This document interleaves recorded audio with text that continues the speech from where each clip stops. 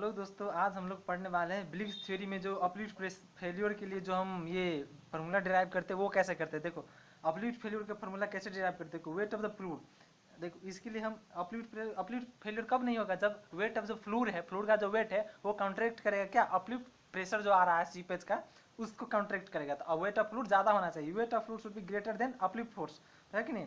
तो देखो इन दोनों को अब वेट ऑफ फ्लूइड और अपलिफ्ट फोर्स दोनों को हम मास के टर्म में अब उसको हम इसका फार्मूला डिराइव करेंगे। देखो तो वेट ऑफ द फ्लूइड कैसे निकालेंगे, देखो gamma concrete into A into t gamma W into h into A. तो देखो वेट ऑफ फ्लूइड, तो ये कैसा है वेट ऑफ फ्लूइड का फार्मूला, ये कैसा आया अपलिफ्ट फोर्स का फार्मूला ये कैसा आया, ये हम तुमको सिखाता हूँ मैं।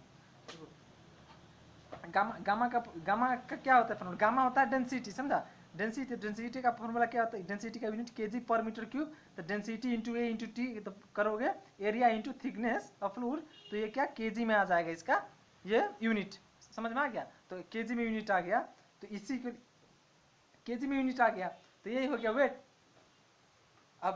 अब इसको भी तो यही है weight of the fluid KG में यूनिट आ गया, वेट केजी में होगा के, तो समझ में आ रहा है।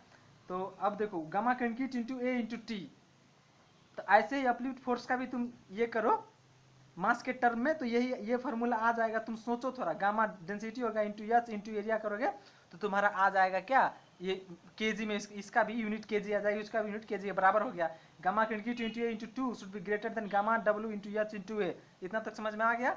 अब देखो अब ये देखो एरिया जितने में फ्लूइड बना है उतने ही एरिया में सीपेज फोर्स प्रेशर लगाएगा ना, तो एरिया इक्वल हो गया कारण एरिया कट गया, तो gamma concrete into T should be greater than gamma W into H आ गया।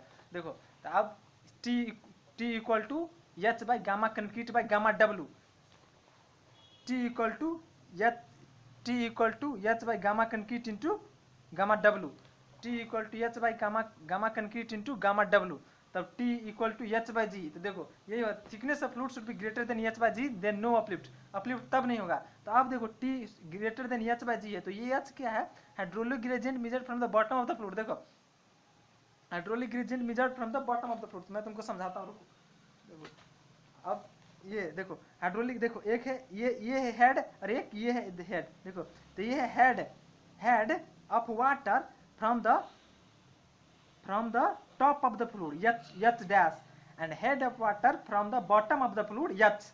समझ में आ रहा है। तो H equal to H dash plus T, समझा कि नहीं, यही होगा। देखो H equal to H dash plus T, तब जी टी। तो अब देखो अब यहाँ पर आओ अब यहाँ पर आओ, देखो जी इंटू टी को मल्टीप्लाई करोगे तो H, G T should be greater than H, तो जी टी माइनस टी। अब दोनों में से टी माइनस कर दो, जी t minus t should be greater than h minus t. तो अब टी कॉमन ले लो, जी माइनस वन। जी क्या है, ये जी क्या है, स्पेसिफिक ग्रेविटी ऑफ वाटर।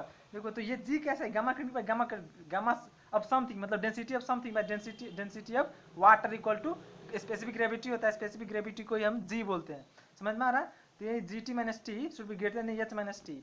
तो टी कॉमन ले लिया, g minus one should be greater than h dash. H minus t क्या हमने पहले लिखा था, एच ये टी को इस साइड लगा तो H minus T equal to H dash, तो एच डैश आ गया इधर। अब एच डैश तो T equal to H dash by G minus one. यही फार्मूला आता है आपका, यही फार्मूला डिराइव करना होता है कि थिकनेस कितना रखना है फ्लूइड का, और अपलिफ्ट ताकि अपलिफ्ट को ये रोक पाए।